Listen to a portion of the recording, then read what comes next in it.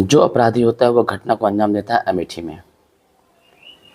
एक साथ पति पत्नी और दो मासूम बच्चे जिनकी उम्र 5 वर्ष और 1.5 वर्ष होती है, पिस्टल से फायरिंग करके उनको मौत के घाट उतार देता है। यह आरोपी होता है चंदन वर्मा। चंदन वर्मा जिस व्यक्ति को मारता है वह पेशे से टीचर होता है प्राथमिक में। उसको 3 गोली लगती है, उसकी पत्नी को 2 गोली, और जो छोटे से नन्हे से मासूम बच्चे होते हैं उसमें से जो बड़ी बिटिया होती है उसके 1 गोली मारता है और वो बिटिया वहीं पर ढेर हो जाती है। लेकिन छोटी सी बच्ची इस बात को समझती है कि यह कातिल है और दौड़ करके वह सीढ़ियों की तरफ बढ़ती है, लेकिन उसके सर पर तो खून सवार था। वह उस बच्ची को निशाना बनाता है और गोली मार देता है। वो बच्ची वहीं पर ढेर हो जाती है। मित्रों नमस्कार, मैं यतेंद्र सिंह फिर आपके साथ एक सच्ची घटना से जुड़ रहा हूँ।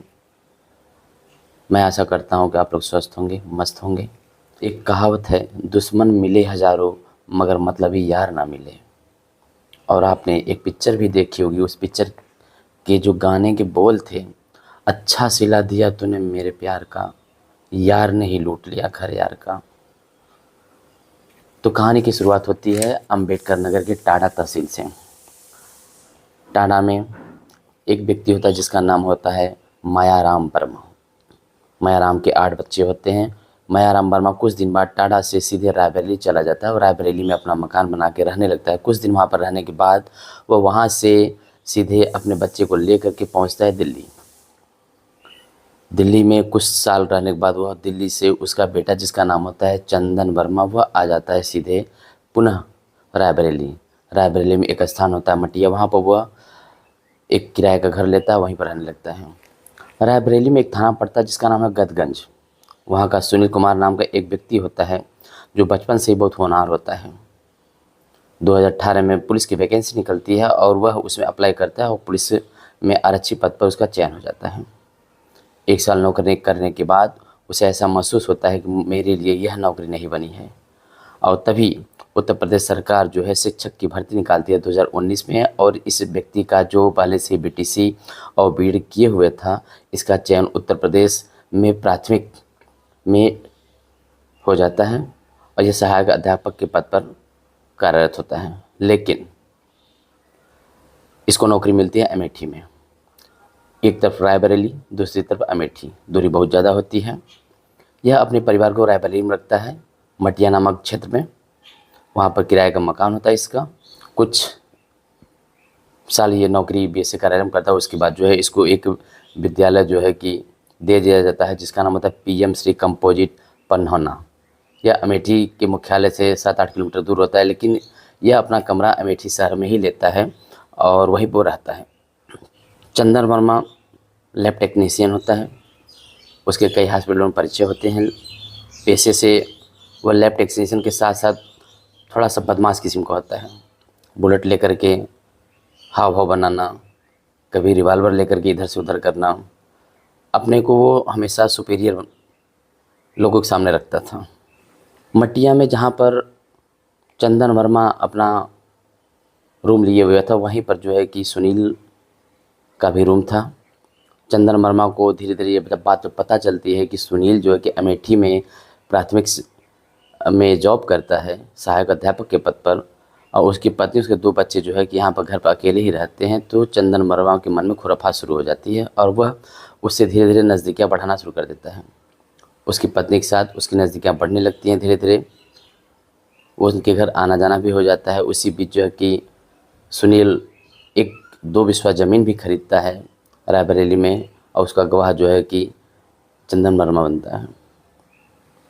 दोस्ती कुछ इस तरह से हो जाती है, लोग घुल मिल जाते हैं। लेकिन सुनील को तब तक ये बात पता नहीं होती है कि कहानी कितनी आगे बढ़ी हुई है। धीरे धीरे सुनील अपनी पत्नी के मोबाइल पर चंदन वर्मा का मैसेज भी देखता है जो अश्लील होता है। वह अपनी पत्नी को समझाता है, बार बार समझाने की कोशिश करता है कि तुम इसका साथ छोड़ दो, हमारे बच्चे हैं, बच्चे बड़े होंगे तो हम लोगों के क्या कहेंगे, बुरा प्रभाव पड़ेगा। मैं वहाँ पर रहता हूँ तो कम से कम तुम मेरा साथ दो। पत्नी इस बात को मान जाती है और दोनों फिर एक नई ज़िंदगी जीने की कोशिश करते हैं। लेकिन दूसरी तरफ चंदन वर्मा, जो देखने में ही बहुत ही मऊवाली और गुंडा टाइप का व्यक्ति लगता है, वो इतनी आसानी से इनका पीछा नहीं छोड़ता। 2 साल बीत जाते हैं, वो फिर अमेठी से अपने परिवार के सहित रायबरेली आते हैं। 2 साल बीतने के बाद सुनील अपनी पत्नी को लेकर के अमेठी आ जाता है। वहाँ पर किराए का एक मकान लेता है और वहीं पर रहने लगता है। 2 साल बाद किसी कारण से वह रायबरेली आता है और उसकी पत्नी हॉस्पिटल में जाती है दिखाने के लिए अपने आप को। वहीं पर जो है कि चंदन वर्मा की फिर मुलाकात होती है और चंदन वर्मा उसको बहुत धमकाता है और जाति सूचक गालियाँ भी देता है और कहता है कि अगर तुम मेरी नहीं हो सकोगी तो मैं तुम्हें मौत के घाट उतार दूंगा। वो लोग डर जाते हैं। अध्यापक महोदय बहुत ही सहमे होते हैं और दोनों लोग आपस में फैसला करके कोतवाली में जाते हैं और उसके नाम पर एक FIR दर्ज कराते हैं, जिसमें SC/ST का मुकदमा भी होता है। जब यह बात चंदन वर्मा को पता लगती है तो वो बहुत ही क्रोधित हो जाता है, लेकिन उत्तर प्रदेश पुलिस ताबड़तोड़ एक्शन लेती है और 18 अगस्त को SC/ST का मुकदमा दर्ज होता है और 19 अगस्त को पुलिस चंदन वर्मा को उठा लेती है और जेल भेज देती है। चंदन वर्मा कुछ दिनों बाद जेल से जो है जमानत पर रिहा होता है और आकर के एक नई प्लानिंग, एक नई साजिश बुनना तैयार शुरू कर देता है। वो अपने व्हाट्सएप पर भी लिखता है कि मुझे 5 लोगों को मौत के घाट उतारना है। सुनील स्कूल से घर आता है। यह घटना है 3 अक्टूबर 2024 की, जो अभी मात्र 1 हफ्ते भी नहीं हुए हैं। जब वह कमरे पर चला जाता है उस दिन जो है कि दुर्गा पूजा भी होता है और यह चंदन वर्मा उस पूजा में शामिल होता है, दर्शन भी करता है और तुरंत अपने बुलेट से प्री प्लानिंग के तहत आता है और बुलेट अपने किसी परिचित के यहाँ खड़ी कर देता है और पहुंचता है दरवाजे पर। दरवाज़ा नॉक करता है। जैसे दरवाज़ा खटखटाता है वैसे ही अंदर से मास्टर साहब निकलते हैं, दरवाज़ा खोलते हैं। जैसे ही खोलते हैं वैसे ही चंदन वर्मा उनके ऊपर लगातार फायरिंग कर देता है पिस्टल से, जिसमें 3 गोलियां उनके सीने में उतार देता है। वो बेचारे वहीं पर ढेर हो जाते हैं। गोलियों की तड़तड़ाहट सुनकर उनकी पत्नी भी पीछे से दौड़ के आती है। जैसे वो देखता है उस पत्नी को, चंदन उसको भी जो है 2 गोलियों से मौत के घाट उतार देता है। उसकी बड़ी बेटी होती है, पीछे खड़ी रहती है, लेकिन उसके ऊपर इस तरह से पाप सवार रहता है कि उस छोटी सी बच्ची को भी एक गोली सर में मारता है और वहीं पर वो गिर जाती है। उसकी छोटी सी बेटी होती है लगभग 1.5 साल या 2 साल की। वह दौड़ करके सीढ़ी के पास जाती है छुपने के लिए, लेकिन तब तक ये पीछे से फायरिंग करता है और वो भी जो है इस दुनिया को छोड़कर चली जाती है। लेकिन उत्तर प्रदेश पुलिस इतनी तत्परता दिखाती है कि चंदन वर्मा को नोएडा तक जाते जाते STF गिरफ्तार कर लेती है। यह घटना है 3 अक्टूबर की, जब सुनील अपने कमरे में वो आराम कर रहा होता है। तभी जो है कि बाहर से चंदन वर्मा दरवाजे को नॉक करता है और सुनील सोचता है कि कोई व्यक्ति होगा जो मुझसे मिलने आया होगा और दरवाजे को खोलता है। जैसे ही खोलता है वैसे ही चंदन वर्मा पहले से ही प्री प्लानिंग के तहत अपने पिस्टल में गोलियां भरा होता है और सुनील के सीने में 1 नहीं 2 नहीं 3 गोलियां उतार देता है। पीछे उसकी पत्नी भी खड़ी रहती है। यह निर्दयी इस औरत को भी नहीं देखता और धड़ाधड़ 2 गोलियां उसके ऊपर भी बरसा देता। वो बेचारी भी मौत के आगोश में चली जाती है। उसके पीछे उसकी छोटी सी बेटी होती है, उस बेटी को भी 1 गोली मारता है। वहीं पर छोटी सी बच्ची, जिस गोली से हाथी तक को मार दिया जाता है, उस छोटी सी बच्ची के ऊपर इसका क्या प्रभाव पड़ेगा आप अच्छी तरह से समझ सकते हैं। वह बेटी वहीं पर तुरंत गिर जाती है और उससे भी छोटी बेटी होती है जिसकी उम्र लगभग 1.5 साल से 2 साल होती है। वह दौड़ करके सीढ़ियों की तरफ भागती है अपने बचाव के लिए, लेकिन इस पापी के ऊपर इस तरह से खून सवार होता है कि वह बिना समय गंवाए ही दूर से उसके ऊपर निशाना साधता है और 1 गोली उसके पीठ को चीरते हुए बाहर निकल जाती है और वह बच्ची वहीं पर ढेर हो जाती है।